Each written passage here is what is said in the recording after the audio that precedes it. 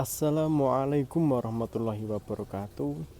Di video kali ini berjumpa lagi dengan saya Abi Farul Rozi.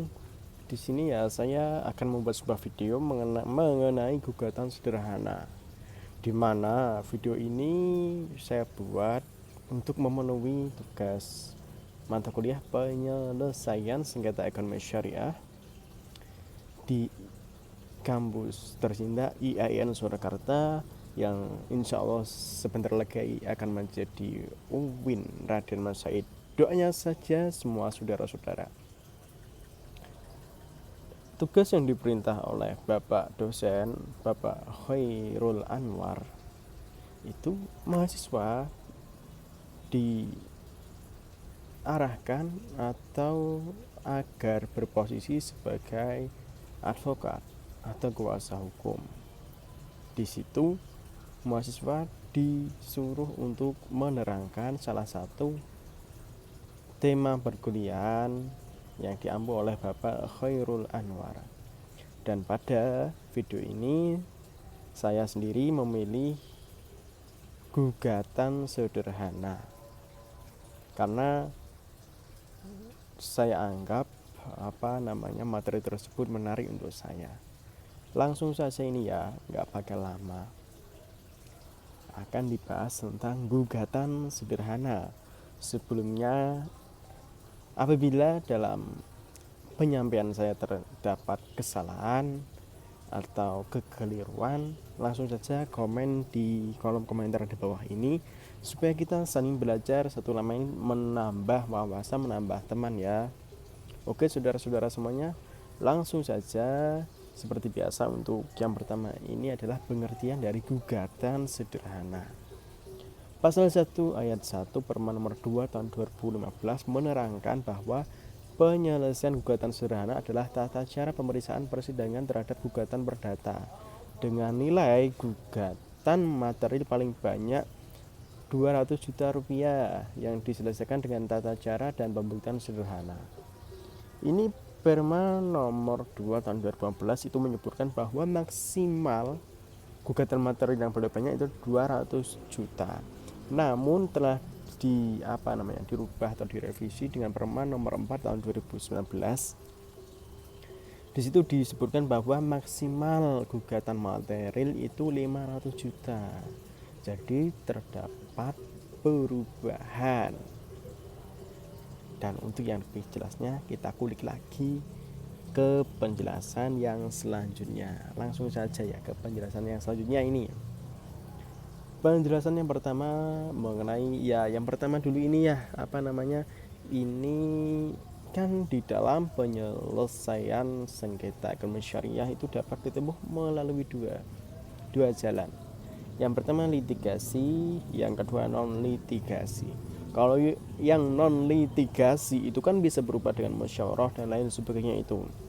Sedangkan kalau litigasi itu terdapat dua, biasa dan sederhana. Dan pada kali ini seperti yang sudah saya jelaskan di awal, saya akan menjelaskan tentang yang penyelesaian gugatan yang sederhana. Oke, seperti apa yang lebih lanjutnya kita nantikan, ini kita jelaskan ya. Sabar dulu saudara-saudara. Gugatan sederhana ya, ini yang pertama ini membahas kewenangannya. Yang berhak mengatasi atau menyelesaikan gugatan sederhana itu yang menangani lah, coro gampangane lah. Maaf ini campur dengan bahasa Jawa sedikit-sedikit ya. Itu peradilan agama.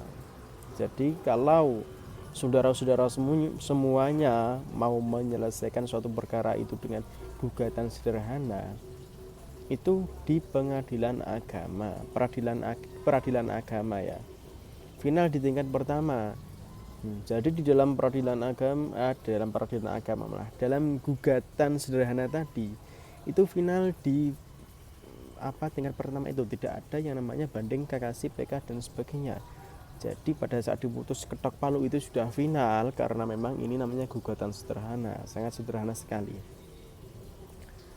Selanjutnya ini membahas tentang syarat dari gugatan sederhana itu sendiri. Seperti di dalam pengertian di atas kan disebutkan bahwa ini membahas syarat yang pertama ini berhubungan dengan materi ya. Yang pertama hanya untuk perkara gugatan wan prestasi atau PMH dengan nilai gugatan material 200 juta. Ini maksimal 200 juta ini Perma nomor 2 tahun 2015.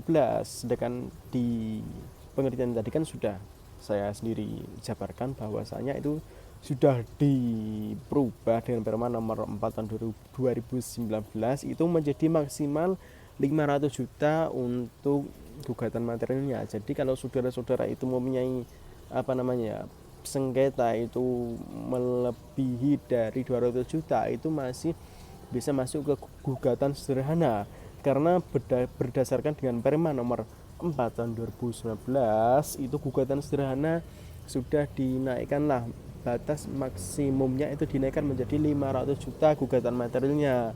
Jadi ini perlu digarisbawahi ya karena terkadang terdapat kita membaca setengah-setengah saja, tidak membaca. Kadang kan ada yang membaca hanya awalnya saja, tidak sampai akhirnya. Karena akhirnya itu kan di batas maksimumnya kan dinaikkan menjadi 500 juta.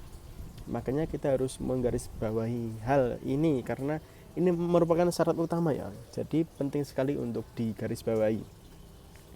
Yang kedua, gugatan dan penggugat dan tergugat tidak boleh lebih dari satu, kecuali memiliki kepentingan hukum yang sama. Contohnya sama-sama wan prestasi itu boleh.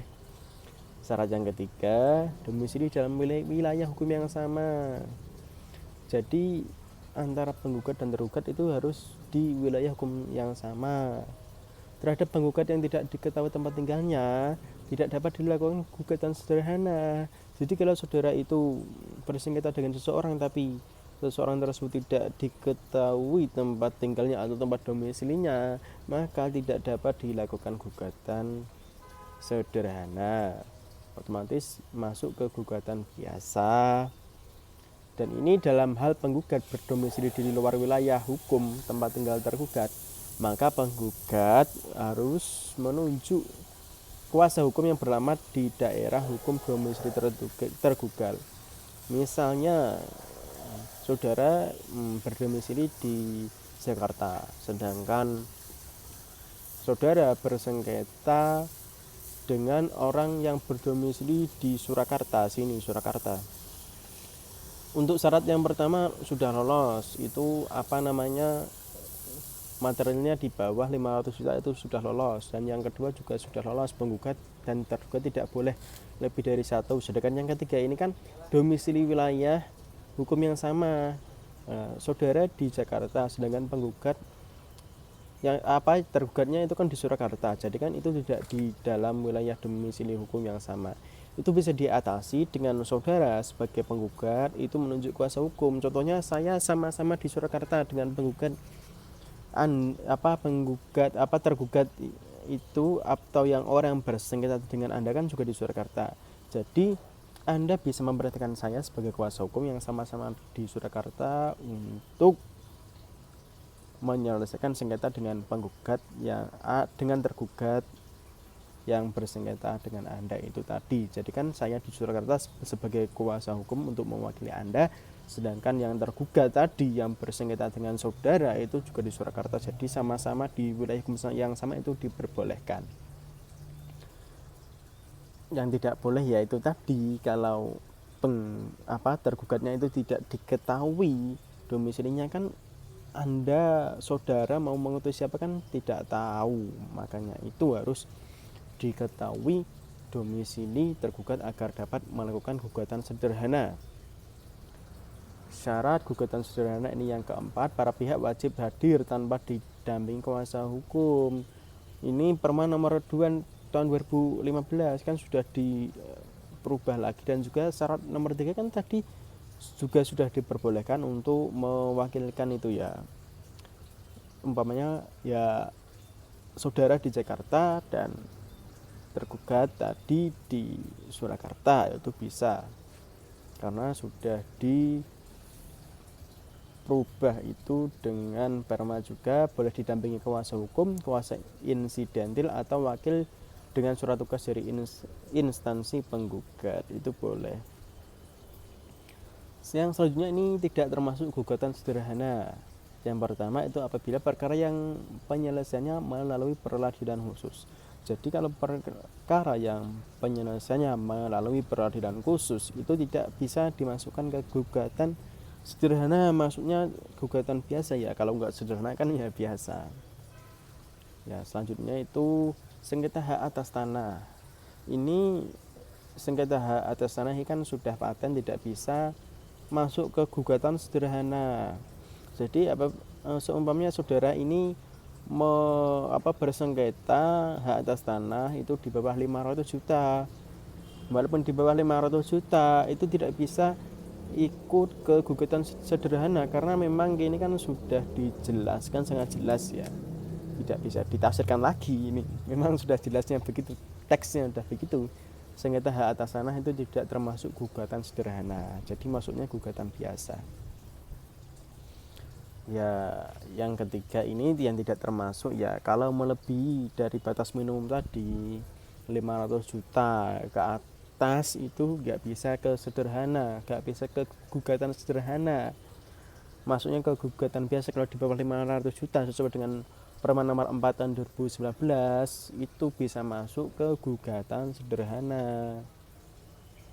Karena yang awalnya tadi kan 200 juta itu Permen nomor 2 tahun 2015 itu 200 juta, tapi kan sudah diralat dengan dirubah lah dengan Permen nomor 4 tahun 2019 menjadi 500 juta itu batas maksimumnya.